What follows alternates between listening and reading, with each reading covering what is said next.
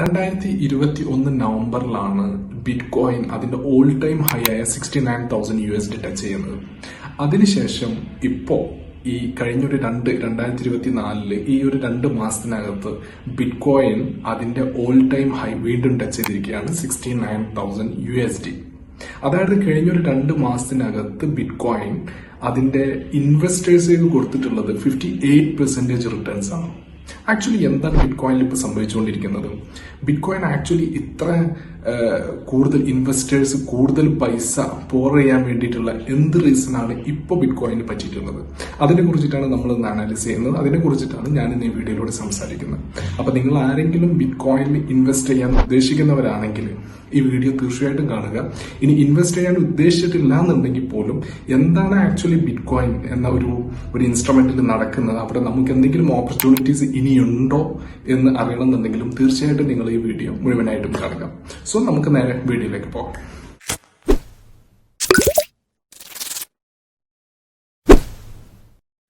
നമ്മുടെ overall silver market capitalisation എന്ന് പറയുന്നത് 1.4 ട്രില്യൺ ആണ്.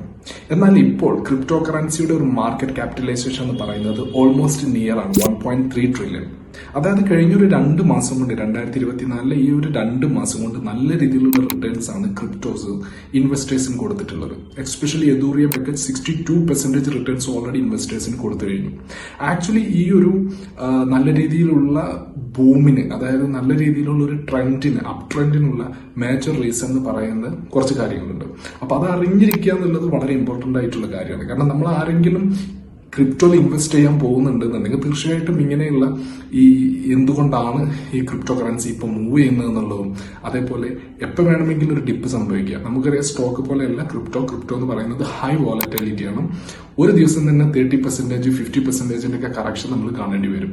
അപ്പൊ നമ്മൾ അറിഞ്ഞ് മനസ്സിലാക്കിയിട്ട് ഇൻവെസ്റ്റ് ചെയ്തിട്ടില്ല എന്നുണ്ടെങ്കിൽ തീർച്ചയായിട്ടും നമുക്കത് ഹാൻഡിൽ ചെയ്യാൻ വളരെ നല്ല രീതിയിലുള്ള ബുദ്ധിമുട്ടുകൾ ഉണ്ടാവും.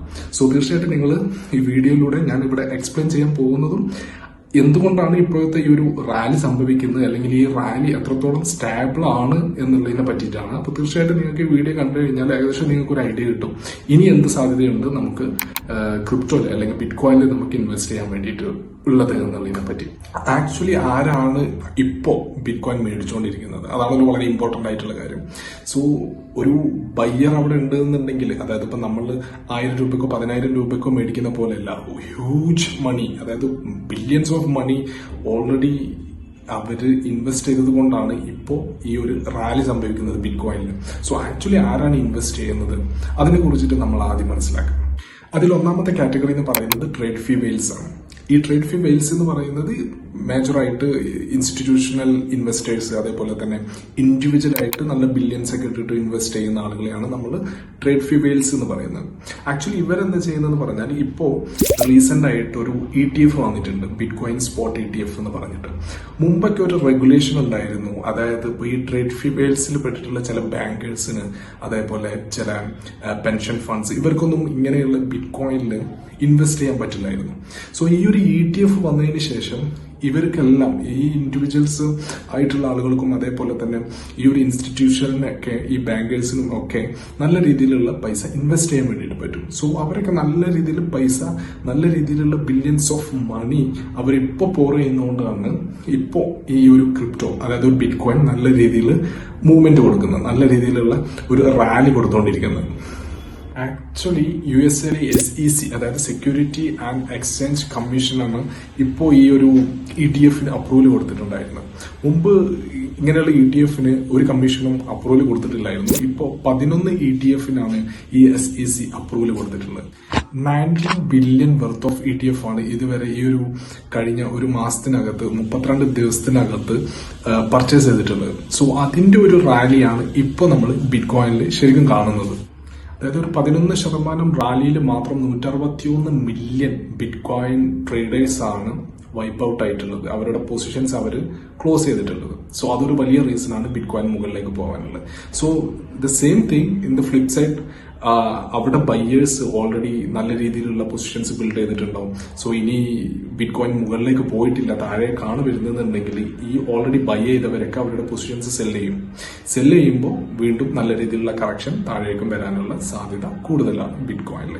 സോ അതായത് ഒരു 11% റാലിയിൽ മാത്രം 161 മില്യൺ ബിറ്റ് കോയിൻ ട്രേഡേഴ്സ് ആണ് വൈപ്പ് ഔട്ട് ആയിട്ടുള്ളത്. അവരുടെ പൊസിഷൻസ് അവർ ക്ലോസ് ചെയ്തിട്ടുള്ളത്. സോ അതൊരു വലിയ റീസൺ ആണ് ബിറ്റ് കോയിൻ മുകളിലേക്ക് പോകാനുള്ളത്. ഈ സെക്കൻഡ് കാറ്റഗറി എന്ന് പറയുന്നത് ക്രിപ്റ്റോ വെയിൽസ് ആണ്. ക്രിപ്റ്റോ വെയിൽസ് എന്ന് പറയുന്നത് ആക്ച്വലി ഇപ്പോൾ നമുക്ക് ടോപ്പ് എക്സ്ചേഞ്ചസ് ആയ ബൈനാൻസ് എടുക്കുക. ബൈനാൻസ് ഒരു ക്രിപ്റ്റോ വെയിൽസ് ആണ്. അതേപോലെ ഒരുപാട് എക്സ്ചേഞ്ചസുകൾ ഉണ്ട്, അവരൊക്കെ ക്രിപ്റ്റോ വെയിൽസ് ആണ്. കാരണം ആക്ച്വലി ക്രിപ്റ്റോസിൽ നടക്കുന്ന ബൈയിങ്ങും സെല്ലിംഗ് ഒക്കെ നടക്കുന്നത് ഈ ക്രിപ്റ്റോ വെയിൽസ് ആണ്. ഇവരുടെ അടുത്തേക്ക് ഇപ്പൊ ബിനാൻസിന്റെ അടുത്തേക്ക് മാത്രമായിട്ട് ഒരുപാട് ബിറ്റ് കോയിൻസ് ഉണ്ട്. ഓക്കെ, സോ നമുക്കറിയില്ല അവരുടെ അടുത്ത് എത്ര ആണ് ആക്ച്വലി ബിറ്റ് കോയിൻ ഉള്ളത് എന്നുള്ളത് നമുക്ക് ആർക്കും അറിയില്ല. അവരെപ്പോ അവരെ കയ്യിലുള്ള ബിറ്റ് കോയിൻ സെല് ചെയ്യുന്നുള്ളതും ആർക്കും അറിയില്ല. ഒന്ന് ചിന്തിച്ചു നോക്കുക, ബിനാൻസിന്റെ അടുത്ത് ഒരുപാട് ക്രിപ്റ്റോസ് ഉണ്ട് എന്നുണ്ടെങ്കിൽ സ്വാഭാവികമായിട്ടും ഇപ്പൊ മാർക്കറ്റ് ഇപ്പോൾ ഈ ക്രിപ്റ്റോ ബിറ്റ് കോയിൻ നല്ല രീതിയിൽ റാലി ചെയ്തുകൊണ്ടിരിക്കുന്ന സമയമാണ്. ഓൾ ടൈം ഹൈയിലാണ് നിൽക്കുന്നത്. ഇനി ഇവിടുന്ന് ഈ ബൈനാൻസ് അവരുടെ കുറച്ച് പൊസിഷൻസ് അവർ സെല് ചെയ്ത് കഴിഞ്ഞിട്ടുണ്ടെങ്കിൽ നല്ല രീതിയിലുള്ള കറക്ഷൻസ് നമുക്ക് ബിറ്റ് കോയിനിൽ കാണാൻ വേണ്ടി പറ്റും.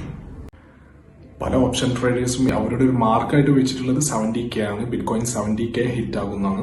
സോ 70K ഹിറ്റ് ആകുമെന്ന് പറഞ്ഞിട്ട് പല ഓപ്ഷൻ ട്രേഡേഴ്സും ഓൾറെഡി അവരുടെ ഒരു ബെഞ്ച് മാർക്കായിട്ട് അവർ പലരും ഷോർട്ട് ചെയ്ത് ഓൾറെഡി വെച്ചിട്ടുണ്ട് 70K. ഇനി 70Kയിൽ ബിറ്റ് കോയിന് താഴേക്ക് വന്നില്ല, വീണ്ടും അവിടുന്ന് അത് ബ്രേക്ക് ചെയ്തിട്ട് മുകളിലേക്ക് തന്നെയാണ് പോകുന്നുണ്ടെങ്കിൽ തീർച്ചയായിട്ടും ഈ ഷോർട്ട് ചെയ്തവരൊക്കെ വീണ്ടും മേടിക്കേണ്ടി വരും ഈ ബിറ്റ് കോയിന്. കാരണം അവർ ഓൾറെഡി സെൽ ചെയ്തിരിക്കുകയാണല്ലോ. അപ്പൊ തീർച്ചയായിട്ടും ഈ സ്റ്റോക്ക് മുകളിലേക്ക് പോകുമ്പോൾ അവർ വീണ്ടും ഇത് ബൈ ചെയ്യേണ്ടി വരും. അപ്പൊ വീണ്ടും ബിറ്റ് കോയിന് നല്ല രീതിയിൽ മുകളിലേക്ക് തന്നെ പോകും. സോ മൂന്നാമത്തെ കാറ്റഗറി ഓഫ് ആളുകളാണ് റീറ്റെയിൽ ഇൻവെസ്റ്റേഴ്സ്. അതായത് നമ്മളെ പോലെയുള്ള റീറ്റെയിൽ ഇൻവെസ്റ്റേഴ്സ്. ഇവർ ഇതുവരെ ക്രിപ്റ്റോയിലേക്ക് എൻട്രി ആയിട്ടില്ല. ഇവർ എൻട്രി ആവാത്തതിന് പല റീസൺസ് ഉണ്ട്. ഇവർ കൂടുതലായിട്ട് ഇപ്പോൾ ക്രിപ്റ്റോന്റെ ന്യൂസുകളൊന്നും അറിഞ്ഞിട്ടില്ല.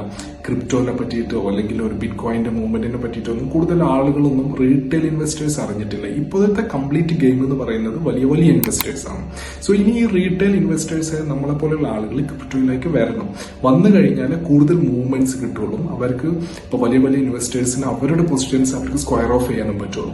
അപ്പൊ അതിന് വേണ്ടിയിട്ട് അവരെന്താ ചെയ്യാന്ന് പറഞ്ഞാൽ ന്യൂസിലൊക്കെ കൂടി ബിറ്റ് കോയിനെ പറ്റിയിട്ട് ഒരുപാട് വലിയ വലിയ കാര്യങ്ങൾ സംസാരിക്കും. ഈ ബിറ്റ് കോയിനെ പറ്റിയിട്ട് ഏറ്റവും നല്ല ഓപ്പർച്യൂണിറ്റി ആണെന്നൊക്കെ പറഞ്ഞിട്ട് ഒരുപാട് പേര് വന്നിരുന്നിട്ട് സംസാരിക്കാൻ തുടങ്ങും. ഇതൊക്കെ കേൾക്കുമ്പോൾ റീറ്റെയിൽ ഇൻവെസ്റ്റേഴ്സ് ക്രിപ്റ്റോയിലേക്ക് വരും. അവർ അവരുടെ ക്യാഷ് ഇൻവെസ്റ്റ് ചെയ്യാൻ തുടങ്ങും. അതേപോലെ തന്നെ ഈ ഒരു ക്രിപ്റ്റോ വെയിൽസ് എന്ന് പറഞ്ഞ ഈ വലിയ ഞാൻ പറഞ്ഞ ഈ ഒരു സെക്കൻഡ് കാറ്റഗറി എക്സ്ചേഞ്ച് ആളുകളുണ്ടല്ലോ, ഇപ്പൊ ബൈനാൻസ് പോലെയുള്ള. അപ്പൊ ഇവരെന്ത് ചെയ്യുമെന്ന് പറഞ്ഞാൽ ഇവർക്ക് ബിറ്റ് കോയിനിൽ കിട്ടുന്ന പ്രോഫിറ്റ് ഇവർ കൂടുതലും യൂസ് ചെയ്യുക അവരുടെ ആൾട്ട് കോയിൻസിലാണ്. ഈ ആൾട്ട് കോയിൻസിൽ പൈസ ഇൻവെസ്റ്റ് ചെയ്യുമ്പോൾ അവിടെ നല്ല രീതിയിലുള്ള പ്രൈസ് ഫ്ലക്ച്വേഷൻസ് സംഭവിക്കും. അപ്പൊ ഇതൊക്കെ കാണുമ്പോൾ റീറ്റെയിൽ ഇൻവെസ്റ്റേഴ്സ് അവര് ട്രേഡ് ചെയ്യാൻ വേണ്ടിയിട്ട് വരികയും അവരെ ഈ മാർക്കറ്റിലേക്ക് ക്രിപ്റ്റോ മാർക്കറ്റിലേക്ക് കൂടുതൽ ആകർഷിക്കപ്പെടുകയും ചെയ്യും. സോ അങ്ങനെ വന്നിട്ട് ഇവർ പിന്നെ ബിറ്റ് കോയിനിലും ഈ ആൾട്ട് കോയിനിലും അവിടെയൊക്കെ കൊണ്ടുപോയിട്ട് ഇൻവെസ്റ്റ് ചെയ്യാൻ തുടങ്ങും. ഇൻവെസ്റ്റ് ചെയ്ത് ഒരു ആക്റ്റീവായിട്ട് ഇൻവെസ്റ്റ് ചെയ്ത് തുടർന്നുകൊണ്ടിരിക്കുന്ന സമയത്ത് മറ്റുള്ള വലിയ ഇൻവെസ്റ്റേഴ്സ് അവരുടെ പൊസിഷൻസ് സ്ക്വയർ ഓഫ് ചെയ്യും. സോ ഇതാണ് നോർമലി ഏതൊരു അസറ്റിൽ സംഭവിക്കുന്ന കാര്യങ്ങൾ. ക്രിപ്റ്റോ കറൻസി എന്ന് പറയുന്ന ഒരു അസറ്റിൽ നമുക്ക് ട്രേഡ് ചെയ്യാൻ വേണ്ടിയിട്ട് പല ബ്രോക്കേഴ്സും നമുക്ക് തരുന്നത് ഹ്യൂജ് ലീവറേജ് ആണ്.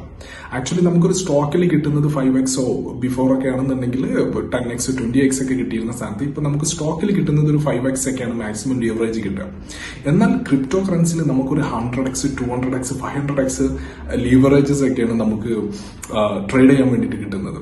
അപ്പൊ പല ട്രേഡേഴ്സും ഇത് നല്ല രീതിയിൽ യൂസ് ചെയ്യുന്ന ട്രേഡേഴ്സും ഉണ്ട്, അറിഞ്ഞ് മനസ്സിലാക്കി ട്രേഡ് ചെയ്തിട്ട് ക്യാഷ് ഉണ്ടാക്കുന്ന ട്രേഡേഴ്സും ഉണ്ട്. അതേപോലെ തന്നെ ഒന്നും അറിയാതെ പോയിട്ട് നമ്മൾ ഇൻവെസ്റ്റ് ചെയ്തിട്ട് നല്ല രീതിയിൽ വൈപ്പായിട്ടായി പോകുന്ന ട്രേഡേഴ്സും ഉണ്ട്.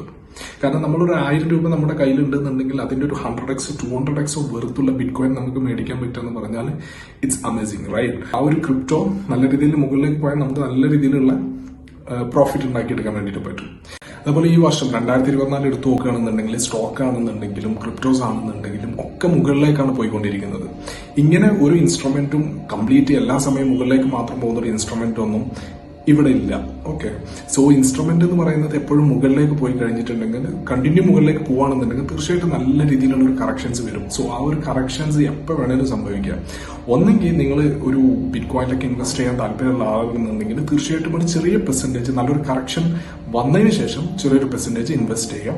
അതെല്ലാം ഉണ്ടെന്നുണ്ടെങ്കിൽ തീർച്ചയായിട്ടും മാർക്കറ്റിനെ നന്നായിട്ട് സ്റ്റഡി ചെയ്ത്, കാരണം ഇനിയിപ്പോൾ അങ്ങോട്ട് നിങ്ങൾക്ക് കാണാൻ പറ്റും യൂട്യൂബിലാണെങ്കിലും അല്ലെങ്കിൽ ന്യൂസ് ചാനലിലാണെങ്കിലും ഒക്കെ ക്രിപ്റ്റോനെ പറ്റിയിട്ട് ഉള്ള ഒരുപാട് ന്യൂസുകൾ ഇനി വരാൻ പോവാണ്.